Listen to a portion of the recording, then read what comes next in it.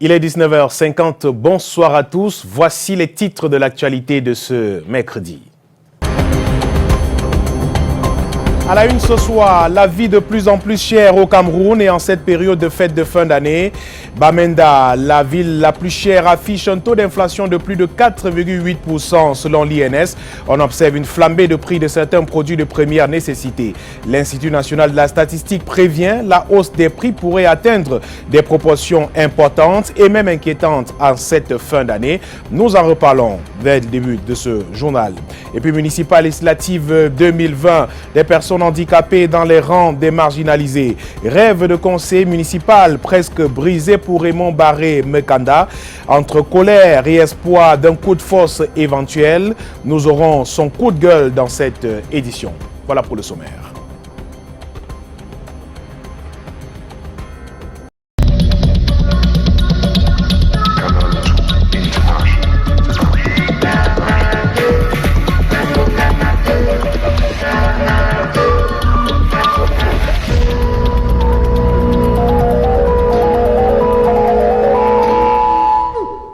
Bienvenue au 19h50, ouvrons par Douala et cette colère des commerçants du marché Nkoulouloun de la métropole économique. Ils ont pour plusieurs d'entre eux vu leur boutique scellée cet après-midi. La commune arrondissement de Douala 2e leur reproche de n'avoir pas payé la taxe sur l'occupation temporaire de la voie publique. Certains de ces commerçants disent éprouver des difficultés à rassembler les 36 000 francs CFA qui leur sont réclamés. Robert Charlitok et Henri Chinda pour les détails. Scellé pour défaut de paiement de l'OTVP, occupation temporaire de la voie publique. La mention est apposée sur la majorité des boutiques et points de vente. Nous sommes au quartier Nkoulouloun, au lieu dit Texaco. Les commerçants, une centaine environ, sont en colère et décrivent le pourquoi de leur comportement. Les agents de la mairie sont venus chez moi avant-hier. Ils m'ont pour un contrôle. Ils ont demandé l'impôt libératoire, ils s'est présenté. Après, me demande l'OTVP, je lui ai demandé que je ne suis pas assisté à l'OTVP parce que je n'expose rien en route sur la voie publique. Ils sont repartis. Hier, ils sont revenus avec les gendarmes, avec au moins 2 ou 3 gendarmes. Je les ai expliqué la même chose. Ils sont repartis. Je les ai dit que je ne paye jamais l'OTVP depuis 15 ans que je ne paye pas l'OTVP. Et je suis surpris que j'arrive à 6 h le matin, je trouve ma boutique fermée. Ici, il est dit que depuis le début de l'année, cette taxe n'a jamais fait l'objet d'un paiement. Parvenu en fin d'année, il aurait demandé de s'acquitter d'une somme de 36 000 francs le mètre carré, ce qui serait difficile au vu de l'environnement économique. L'OTVP, c'est d'abord une taxe que la communauté urbaine avait refusé que nous on paye. Ça fait 1 an, nous n'avons pas payé l'OTVP. Avant-hier, ils sont venus nous sensibiliser en disant que ceux qui ont 1 mètre carré doivent payer 36 000, ceux qui ont 2 mètres carrés doivent payer 72 000. Entre-temps, nous, on n'occupe pas la route. Nous, juste les petits shops avec les portes à l'extérieur, on n'occupe pas. Quand on fait les efforts et paye les impôts, l'OTVP vient encore nous nuire sur le terrain. Pour comprendre cette problématique, nous nous rendons à la mairie de Douala 2e, située non loin des lieux. Face à l'omerta observée, nous travaillons en caméra cachée. Les explications sur l'application du montant nous sont données par l'un des responsables. Les 36 000 là, c'est même réduit. C'est 100 francs par mètre carré qu'ils occupent sur la voie publique par jour. Dans les 36 000, c'est l'année. C'est l'année. Pour l'heure, l'activité reste paralysée sur ce tronçon long de plus d'1 kilomètre. Aider à des individus non encore identifiés ont forcé les portes de la municipalité la nuit dernière. 5 bureaux ont été visités, parmi lesquels les recettes municipales. Le gardien dit avoir été ligoté puis bastonné par ces malfrats armés. C'est la 3e fois et le 3e cas de vol d'ailleurs à la mairie d'Aidé après mis en l'espace d'un peu plus d'1 an seulement. Pour l'instant, l'exécutif communal parle d'une somme de 8 000 francs CFA et des ordinateurs portables emportés. Christian Bock nous donne des détails. 4 ordinateurs portables et une somme de 8 000 francs CFA. C'est le butin emporté cette nuit du 3 au 4 décembre 2019 par les hommes sans foi ni loi à la commune d'arrondissement d'Aidé à Premier dans la Sanaga-Maritime. Mes adjoints et moi, nous avons également sillonné la maison et nous avons constaté que de part et d'autre, les antibourdes ont été enlevés et les gens sont entrés. Par-ci, par-là, dans les bureaux, on a emporté les ordinateurs. Et quelque part aussi un peu d'argent. Les services des affaires générales, de la coopération, des marchés et de la recette municipale sont les bureaux qui ont été cambriolés par les malfrats. En réalité, on croyait avoir pris des mesures. Bon, malheureusement, nous avons largement tous été surpris ce matin. Donc nous verrons quelles mesures nous allons prendre de nouveau. Selon le voisin, interpellé pour besoin d'enquête ce matin par les éléments du commissariat central des DEA, ce sont les cris du gardien ligoté qui leur ont permis de venir à son secours. J'ai entendu les cris du voisin. Je suis descendu vers la mairie, j'ai vu l'obscurité. J'arrive, je le trouve ligoté. Il me dit que je ne sais pas. Il y a 6 personnes qui sont venues ici. 3 sont venues en face de moi. 3 sont venus derrière. Il me demande que vous travaillez ici à combien. Il dit que je suis seul. Vous travaillez ici à combien. Il dit que je suis seul. Directement, on lui est froissé. Pour l'exécutif communal, ce troisième coup de vol semble ne pas être un fait du hasard. Le constat qu'on peut faire, c'est qu'à la veille de l'élection, à la fin de la mandature, il y a eu vol. Et puis lorsque le chef de l'État a prorogé le mandat, quand cette prorogation finissait également, il y a eu vol encore. On ne comprend pas pourquoi c'est en ce moment-là exactement que les gens viennent. Et je ne sais pas ce que ces gens cherchent. En attendant que le receveur municipal fasse le point sur la situation financière de sa caisse, une enquête a été ouverte et les 2 suspects sont en garde à vue au commissariat central des DEA.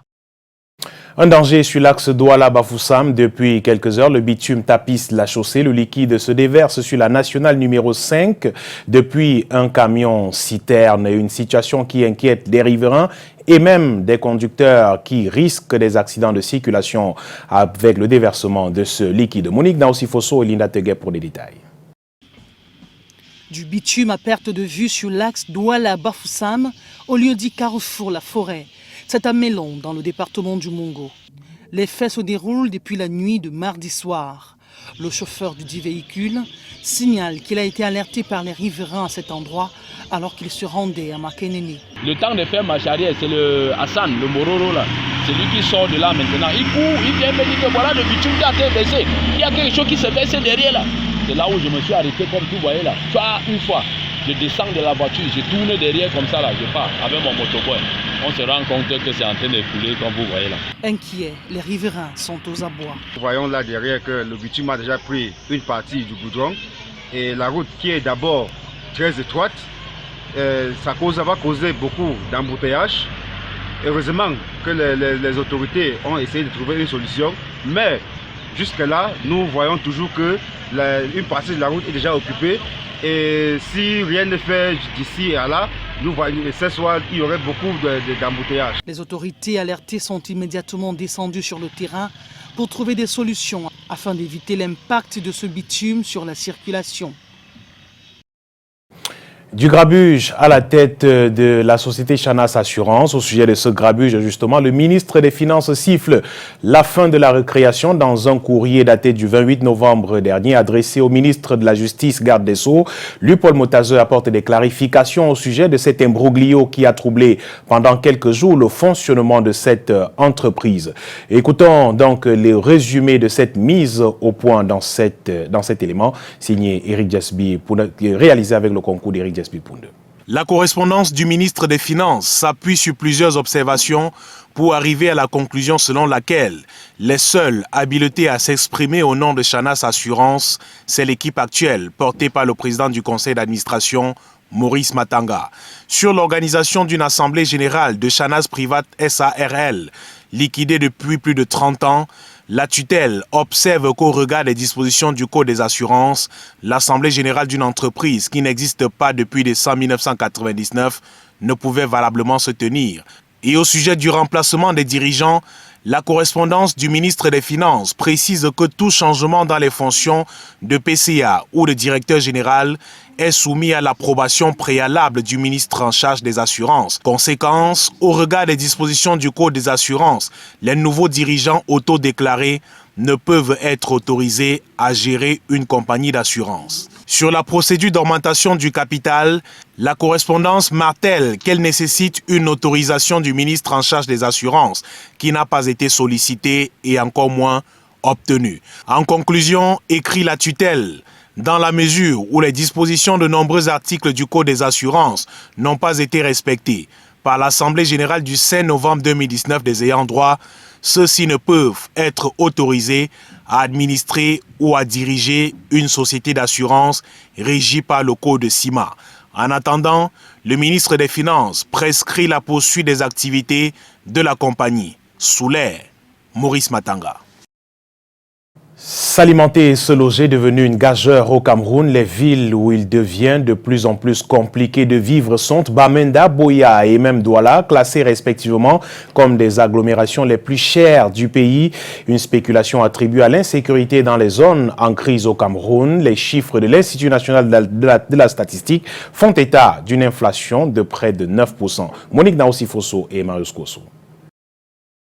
9% de remontée inflationniste en 2019 au Cameroun, selon le dernier rapport de l'INS, l'Institut national de la statistique. Selon le dit rapport, Bamenda est actuellement la ville la plus chère du Cameroun, avec 4,8% de taux d'inflation, suivi de Buea qui totalise 2,9% et Douala en troisième position, totalisant 2,4% de taux d'inflation. La faiblesse du pouvoir d'achat est plus ressentie dans les produits alimentaires et l'accès au logement.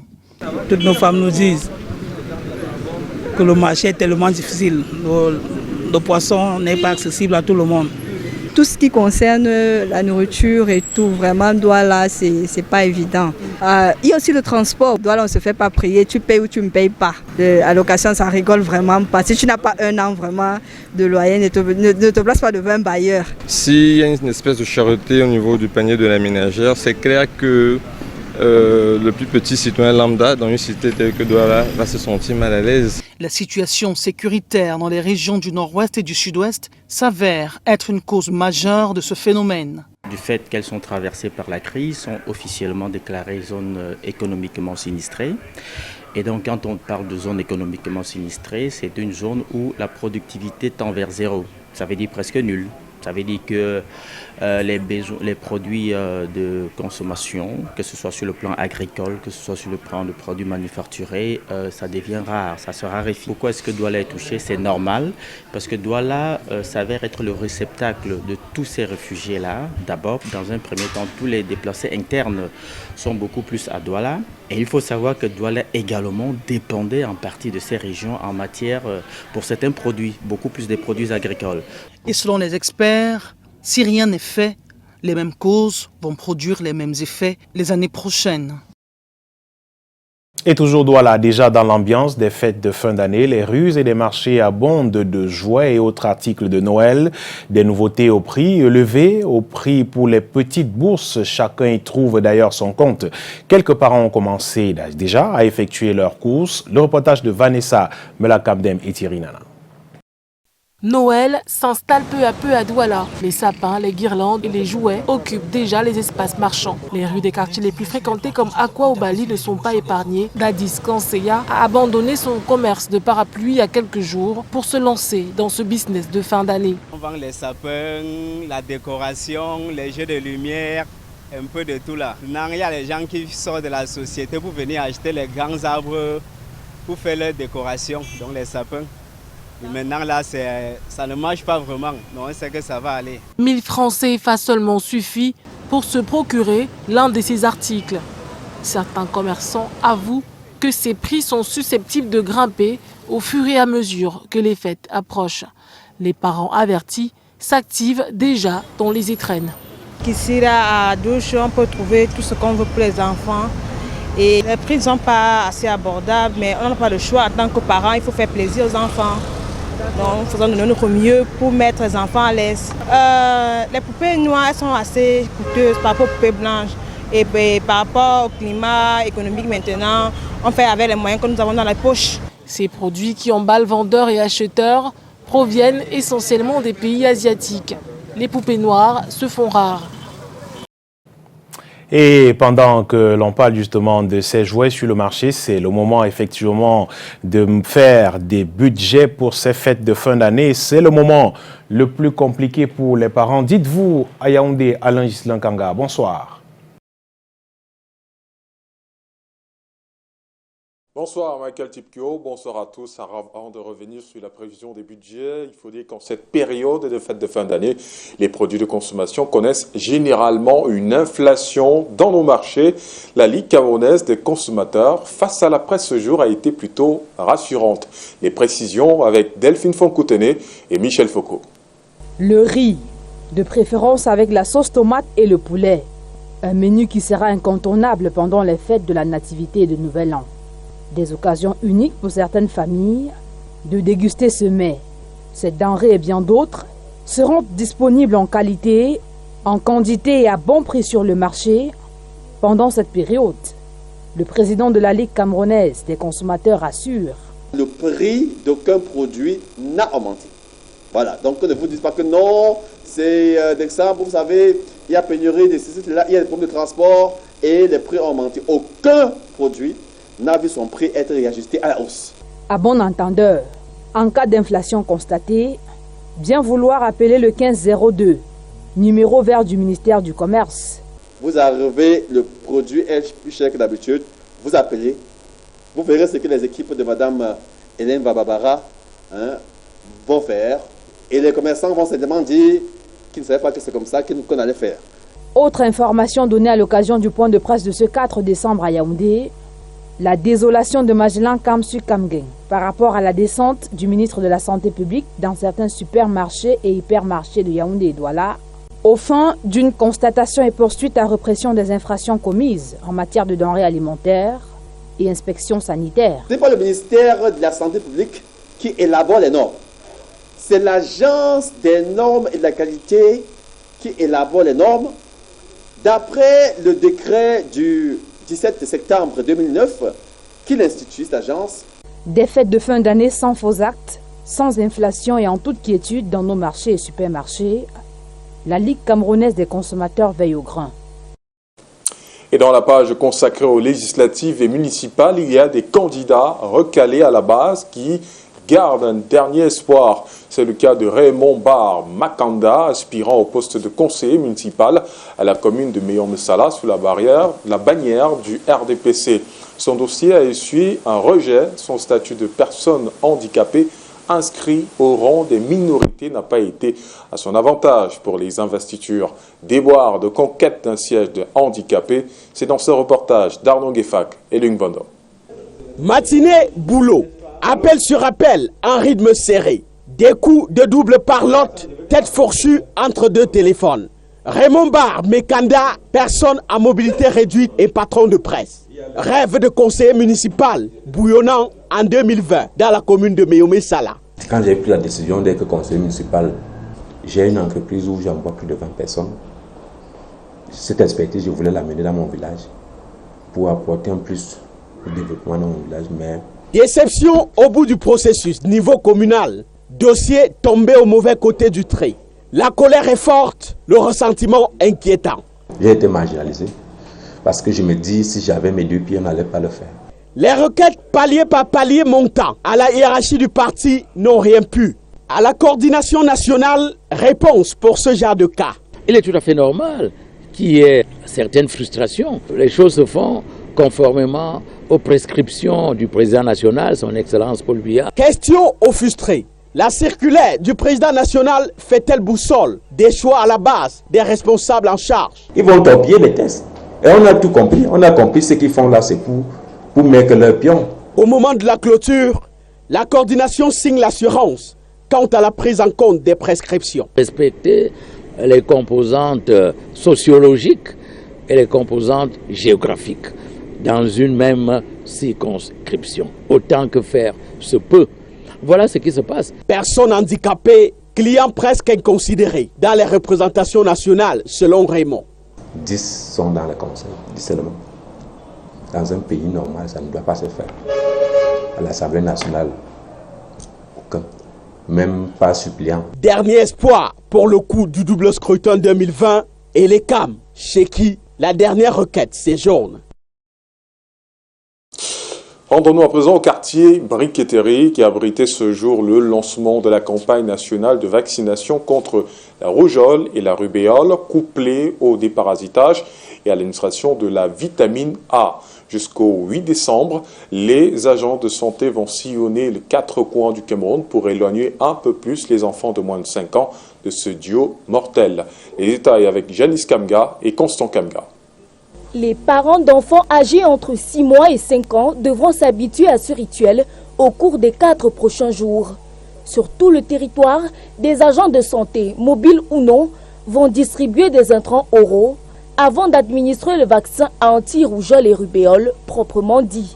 La rougeole notamment continue de faire des victimes parmi nos enfants, que la rubéole, qui est moins connue, également fait des victimes, cause des avortements, qu'il y a lieu de les prendre au sérieux et de venir faire vacciner nos enfants.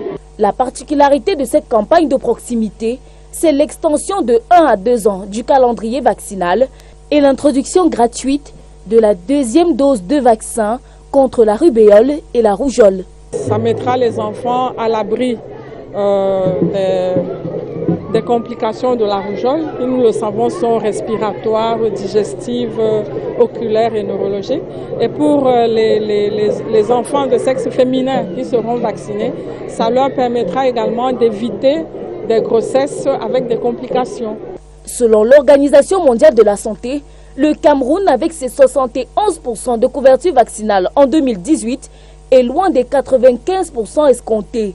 La sonnette d'alarme est tirée en phase et faite sur les vaccinations de routine et celles de campagne. Chaque année, il y a une cohorte d'enfants qui restent susceptibles au virus de la rougeole. Et comme c'est un virus très contagieux, il arrive que dans la population, il y a un nombre assez grand de personnes susceptibles qui déclenchent l'épidémie. Les interventions seront faites dans les centres de santé, les écoles, les églises et mosquées ou tout autre lieu indiqué.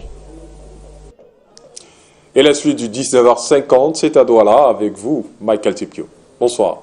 Bonsoir Alain, et la suite c'est avec justement ses parents, la suite de cette campagne de vaccination contre la rougeole. Plusieurs parents, jeunes pour la plupart et parfois des hommes ont spontanément conduit à la vaccination leurs enfants ce matin à Ebolova. Pour Olivier et Cédric qui ont remplacé leurs épouses, faire piquer leurs enfants est une belle expérience. Piqûre et douleur pour bien-être. Ambroise Foguet nous en dit plus depuis Ebolova. Olivier est un jeune papa courageux. En lieu et place de son épouse, le jeune homme a décidé de conduire leur fille de 9 mois dans l'épreuve de l'affliction de la seringue qui sauve.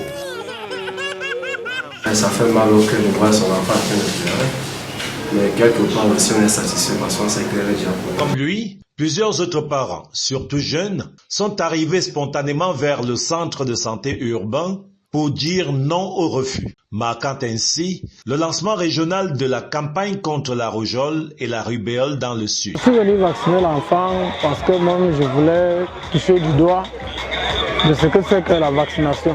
Pour mes soeurs, mamans qui refusent de vacciner leur bébé, je pense qu'elles ne veulent pas la bonne santé de leurs enfants. Moi je pense que c'est un problème d'ignorance. Si le seuil épidémiologique n'a pas été franchi, dans 10 districts sanitaires de la région, il faut absolument vacciner 85 999 enfants de 9 à 59 mois en 4 jours. Et pour cause... La rougeole est une maladie causée par un virus très contagieux. Le virus de la rougeole se transmet d'une personne à l'autre par les crachats, de la toux et des éternuements, les mains ou les objets contaminés par les sécrétions du nez ou de la gorge. En 2019, le Sud a eu environ 44 cas de rougeole notifiés et 3 cas positifs au laboratoire. La vaccination sauve des vies. Ici, on en a pris conscience. Regardez jalousement cette carte ici.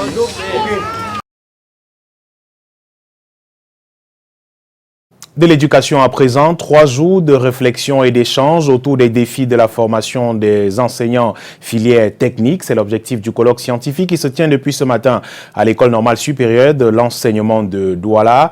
Entre existants et perspectives, Patrick Christian Doboy-Guy Fotso nous donne un aperçu de l'ouverture de ce matin. L'amphi 300 de l'École normale supérieure de l'enseignement technique de Douala fait le plein d'œuf ce 4 décembre pour l'ouverture d'un colloque scientifique sur les enjeux de la formation des formateurs spécialisés dans la technique et la technologie. La cérémonie d'ouverture présidée par le recteur de l'université de Douala est également le clou d'une semaine d'activités marquant les 40 ans d'existence de l'institution dans la communauté universitaire. C'est d'abord un colloque qui marque la volonté d'un établissement de se renouveler, la volonté de se repenser et d'envisager l'avenir. L'avenir des étudiants, l'avenir des enseignants, l'avenir du personnel d'appui, l'avenir de l'université globalement et enfin l'avenir de notre pays. Pour la fille aînée des écoles normales de l'enseignement technique au Cameroun, le contenu des échanges et communications de ce colloque entend jeter les bases de la nouvelle vision de la formation des formateurs dans les domaines techniques et technologiques. C'est le moment, c'est le temps pour que les gens se mettent ensemble, les idées ensemble, aussi de réfléchir pour l'avenir à partir de ce qu'on a déjà fait dans le passé. L'innovation première, c'est la création des écoles doctorales. C'est-à-dire en l'INSET, on va faire le doctorat. Il y a beaucoup de choses qui vont changer à travers la hiérarchie qui va nous demander d'ouvrir aux options.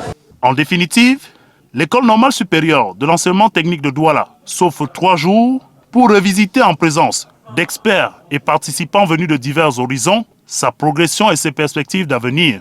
3 jours également pour exposer son savoir-faire et la diversité de l'offre en formation désormais tournée vers l'évolution technologique. Les journées de l'entrepreneuriat éthique du Cameroun battent leur plein depuis le 2 décembre dernier avec pour maître mot valoriser l'entrepreneuriat camerounais et motiver les jeunes à la persévérance. Les GIEC s'achèveront demain avec un objectif élevé encore plus haut les entrepreneurs camerounais. Rak Chabasek Yedna et Nassis Ngebnan pour les détails.